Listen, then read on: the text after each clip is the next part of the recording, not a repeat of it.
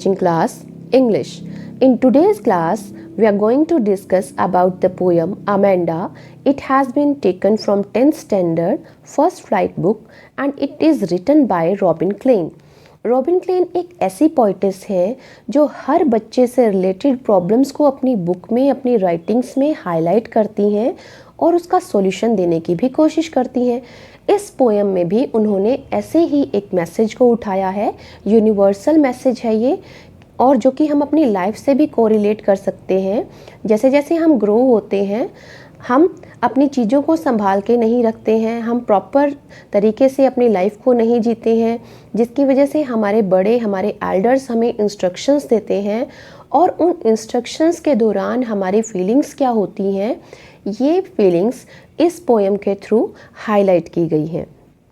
आपने देखा होगा कि हर बच्चा कभी ना कभी उसको ये लगता है, जब उसको इंस्ट्रक्शन दी जाती है कि उसको कंट्रोल किया जा रहा है, उसको बार बार इंस्ट्रक्शन दी जा रही है और उसको लगता है कि जैसे उसकी फ्रीडम उससे छीनी जा रही है। Means every child wants to live independently, हर बच्चा इंडिपेंडेंटली जीना चाहता है। सेम ये थीम हम इस पोएम में देख रहे हैं। Amanda also wants to live alone, she also wants her freedom. और उसकी मदर जब भी उसको इंस्ट्रक्शन देती है तो उसका क्या रिएक्शन होता है, let's see in this poem. अब इसका फर्स्ट स्टैंजा है, हम वो शुरू कर रहे हैं। फर्स्ट स्टैंजा शुरू होता है हमारा डोंट वर्ड से। Don't bite your nails Amanda, don't hunch your shoulders Amanda, stop that slouching and sit up straight Amanda. See, don't say मैंने आपको क्यों बताया कि इसमें इंस्ट्रक्शन दी जा रही हैं एक लड़की को जिसका नाम अमेंडा है। शायद उसकी मदर उसको इंस्ट्रक्शन दे रही है कि ये मत करो। अब क्या क्या मत करो? फर्स्ट लाइन में उन्होंने उसको बोला है अपने नेल्स मत बाइट करो, अपने शोल्डर्स को हंच करके मत बैठो, मीन्स उनको झुका करके मत बैठो। स्टॉप दैट स्लाउचिंग, ये जो लेजीनेस है, स्लाउचिंग मीन्स लेजीनेस, इस लेजीनेस को छोड़ करके सिट अप स्ट्रेट, सीधे होकर के बैठो। तो यहाँ पे फर्स्ट स्टैंजा में उसकी मदर उसको इंस्ट्रक्शन दे रही हैं। Now we are going to discuss about second stanza. There is a languid emerald sea where the sole inhabitant is me, a mermaid drifting blissfully. अब यहाँ पे ये सेकेंड स्टैंजा ब्रैकेट के अंदर दिया हुआ है। It means this is imagination of Amanda. ये अमेंडा के मन की जो बातें हैं उसको हाईलाइट कर रहा है कि उसकी मदर उसको इंस्ट्रक्शन दे रही है, बट वो क्या सोच रही है उस टाइम पे, ये यहाँ पे दर्शाया गया है। तो यहाँ पे क्या कहती है अमेंडा की थिंकिंग? देयर इज़ अ लैंग्वेड, लैंग्वेड होता है relaxed, emerald means green colour का जो होता है, सी ग्रीन कलर का होता है, तो उसको कंपेयर किया गया है प्रीशियस ग्रीन कलर के स्टोन से, ओके, जिसको हम हिंदी में पन्ना भी कहते हैं। And sole inhabitant is me, वो चाहती है, सोल मीन्स अलोन, वो चाहती है कि यहाँ पे सिर्फ मैं एक अकेली ऐसी क्रिएचर हूँ जो मैं इतने बड़े समुद्र में, रिलैक्स समुद्र में, ग्रीन कलर के समुद्र में मैं रहना चाहती हूँ। और कैसे रहना चाहती है? अ मरमेड, एक मरमेड की तरह। मरमेड क्या होता है? एक ऐसा लिविंग क्रिएचर होता है जिसका हाफ बॉडी पार्ट जो है वो ह्यूमन बीइंग का होता है और लोअर जो बॉडी पार्ट है वो एक उसका फिश का होता है, ठीक है, जिसको हम जलपरी कहते हैं। तो वो एक मरमेड, एक जलपरी की तरह जीना चाहती है समुद्र में। कैसे जीना चाहती है? ड्रिफ्टिंग ब्लिसफुली, ब्लिसफुली होता है हैप्पीनेस और drifting is a type of movement. तो वो मूव करना चाहती है, पानी के करंट के साथ फ्लो करना चाहती है विद हैप्पीनेस, खुशियाँ भरा वो माहौल वहाँ पे चाहती है। Okay, so let's see next stanza. उसके मदर क्या कहती हैं उसको? Did you finish your homework Amanda, did you tidy your room Amanda, I thought I told you to clean your shoes Amanda. उसकी मदर फिर से उसको रिमाइंड कराती है, वो अपना काम भूल जाती है जल्दी जल्दी, तो उसकी मदर फिर से उसको रिमाइंड करा रही है कि क्या तुमने अपना होमवर्क ख़त्म कर दिया, क्या तुमने अपना रूम क्लीन कर दिया, और मुझे लगता है मैंने तुम्हें अपने शूज़ साफ़ करने के लिए कहा था, तो क्या तुमने अपने शूज़ साफ़ कर दिए अमेंडा? तो उसकी मदर उसको बार बार फिर से उसको रिमाइंड करा के उसको इंस्ट्रक्शन दे रही है कि तुम्हें ये काम करने थे और अभी तक तुमने नहीं किए हैं। But she is so Moody, वो अपनी मदर को एक तरह से इग्नोर कर रही है, उनकी इंस्ट्रक्शंस को वो सुनना नहीं चाहती है। तो उसके मन में फिर से क्या विचार है? Let's see. I am an orphan roaming the street. I pattern soft dust with my hushed bare feet. The silence is golden, the freedom is sweet.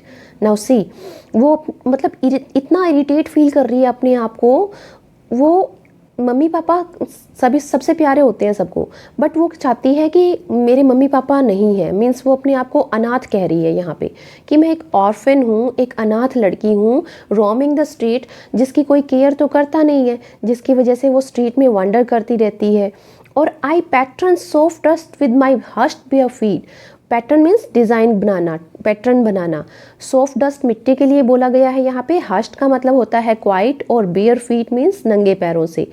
वो कहती है कि कोई मेरी केयर करने वाला तो होगा नहीं, तो मैं क्या करूँगी, मैं अपने नंगे पैरों से बिल्कुल शांति से सॉफ्ट डस्ट के ऊपर अलग अलग पैटर्न्स बनाऊंगी, डिज़ाइंस बनाऊंगी। ठीक है, बना रही हूँ। The silence is golden. और जो वहाँ का माहौल है, मीन्स जो साइलेंस है, वो उसको बिल्कुल गोल्डन लग रही है। गोल्डन मीन्स कोई प्रीशियस थिंग लग रही है, जो काफ़ी प्रीशियस होती है।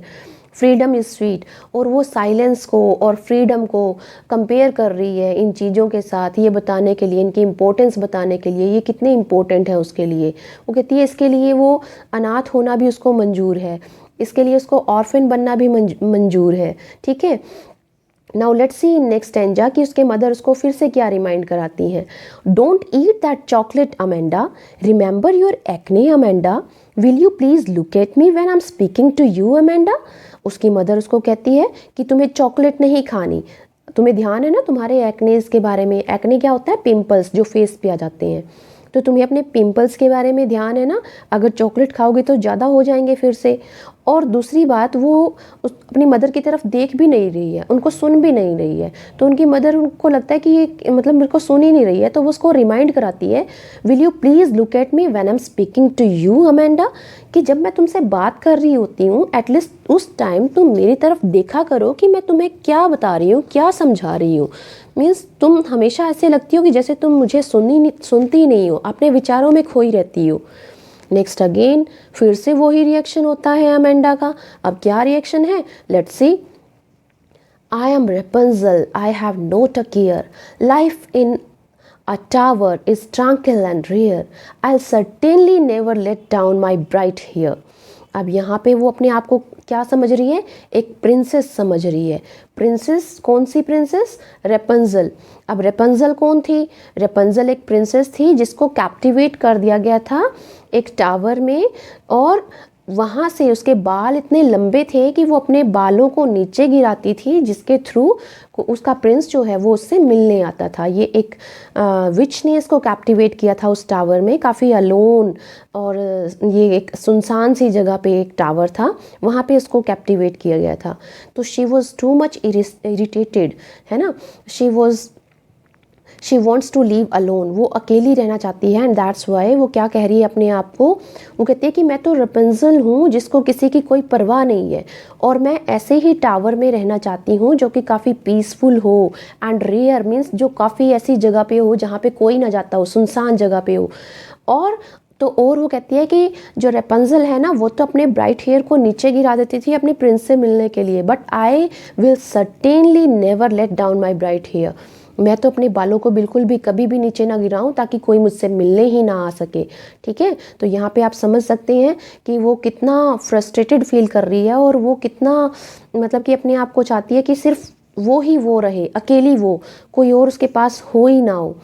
नेक्स्ट स्टेंजा में हम देखते हैं उसकी मदर फिर से उसको क्या कहती है, stop that sulking at once Amanda, you are always so moody Amanda, anyone would think I nagged at you Amanda. उसकी मदर उसको इंस्ट्रक्ट नहीं करना चाहती, उसको बार बार रिमाइंड नहीं कराना चाहती कि तुम्हें क्या करना है, क्योंकि उनको लगता है कि अगर उनके इस बिहेवियर से लोगों को लगेगा कि वो हमेशा उसको नैग कर रही हैं, स्कोल्ड कर रही हैं, उसको डांट रही हैं। ठीक है, नैग का मतलब होता है स्कूल। तो वो क्या कहती हैं, स्टॉप दैट सल्किंग, सल्किंग होता है इरिटेटिंग, कहती है कि ये इरिटेटिंग बिहेवियर छोड़ दो अमेंडा, तुम हमेशा अपने मूड से काम करती हो, you are always so moody, तुम हमेशा अपने मूड से काम करती हो, और ऐसा लगता है कि मैं तुम्हें जब बार बार इंस्ट्रक्शन देती हूँ तो लोग सोचेंगे कि मैं तुम्हें हमेशा डांटती रहती हूँ। लेकिन अमेंडा के ऊपर इन सब बातों का कोई असर नहीं होता, और वो फिर से अपनी इमेजिनेशंस में खोई रहती है। We are going to discuss about the poetic devices which have been used in this poem. Let's see from the first stanza again. Don't bite your nails, Amanda. Don't hunch your shoulders, Amanda. देखिए बच्चे, इसकी first and second line without any gap same word से जब शुरू होती है तो उसको बोलते हैं एनाफोरा. तो डोंट डोंट दोनों first and second line continuity में एक ही वर्ड से शुरू हो रही हैं, तो ऐसे में हम कहते हैं कि एनाफोरा पोइटिक डिवाइस इसमें यूज हुआ है. And at last also we can see Amanda Amanda without any gap, it is repeated in continuity. So ऐसे में होता है एपीफोरा. एट लास्ट है एपीफोरा, इन द बिगनिंग है anaphora. Okay, next first stanza third line. Stop that slouching and sit up straight. Stop. Sir sound is going to be repeated here again and again in this line. So alliteration is there. Alliteration poetic device इसमें use हुआ है. अनुप्रास अलंकार जिसको हम हिंदी में कहते हैं. Next, move to second stanza. There is languid emerald sea. So emerald, I told you, precious colour का ग्रीन कलर का स्टोन होता है और सी का भी कलर जो है वो ग्रीन है. तो यहाँ पे सी का कलर को कंपेयर किया गया है प्रीशियस कलर के स्टोन से. सो ये डायरेक्ट कंपैरिजन है, that's why it is metaphor. Emerald sea में मेटाफर है. Okay, then where the sole inhabitant is me a mermaid. Mermaid is here imagery और allusion we can say. Imagery means वो imagine कर रही है किसी चीज़ के बारे में, तो इमेजरी है. Allusion means which create illusion, जो किसी के मन में कुछ इल्यूजन कुछ भ्रम पैदा करे उसको कहते हैं एल्यूजन. ओके, नेक्स्ट है अगेन थर्ड स्टेंजा में. Did you finish your homework Amanda. Did you tidy your room Amanda. Again anaphora और एपीफोरा इसमें देखने को मिल रहा है. नेक्स्ट थर्ड लाइन में देखिए. I thought I told you to clean your shoes. O sound, O vowel sound in between the words, ये repeat हो रहा है. तो ऐसे में कौन सी पोइटिक डिवाइस होती है? एसोनेंस. ओके, ऐसे में होती है एसोनेंस पोइटिक डिवाइस. ओ साउंड इसमें रिपीट हो रहा है. नेक्स्ट देखिए. I am orphan roaming the street. Again वो इमेजिन कर रही है कि वो ऑर्फिन है, ठीक है, और स्ट्रीट में मूव कर रही है. Now see. I pattern soft dust with my hushed bare feet. Hushed का मतलब होता है क्वाइट और बेयर फीट. बेयर फीट्स के तुरंत पहले ये लगा है. इट मीन्स हश्ड एक एडजेक्टिव की फॉर्म में यूज हुआ है बिफोर अ नाउन, एक नाउन से पहले, लेकिन इसका जो प्लेस है दैट इज रॉन्ग. वो क्वाइट सिचुएशन के लिए बोला गया है, बेयर फीट के लिए नहीं बोला गया. इट मीन्स ये एडजेक्टिव ट्रांसफ़र हो गया है, ठीक है. तो ऐसे में हम कौन सा पोइटिक डिवाइस यूज़ करते हैं? Transferred epithet. Got it. Hushed bare feet में है transferred epithet. Next, silence is golden and freedom is sweet. दोनों में मेटाफर डिवाइस यूज हुआ है. डायरेक्ट कंपैरिजन है साइलेंस का गोल्डन के साथ और फ्रीडम का स्वीट के साथ. Next, move to next stanza. Don't eat that chocolate, Amanda. Remember your acne, Amanda. Epiphora is there. Will you please look at me when I'm speaking to you? Again, O sound repeat हो रहा है इस line में, तो assonance poetic device है. Got it? Next stanza हमारा है I am रेपंजल. Means इसमें फिर से उसने एल्यूजन और इमेजरी यूज हुआ है. और ये इसमें नेक्स्ट है life in tower is tranquil and rare. I will certainly never let down my bright hair.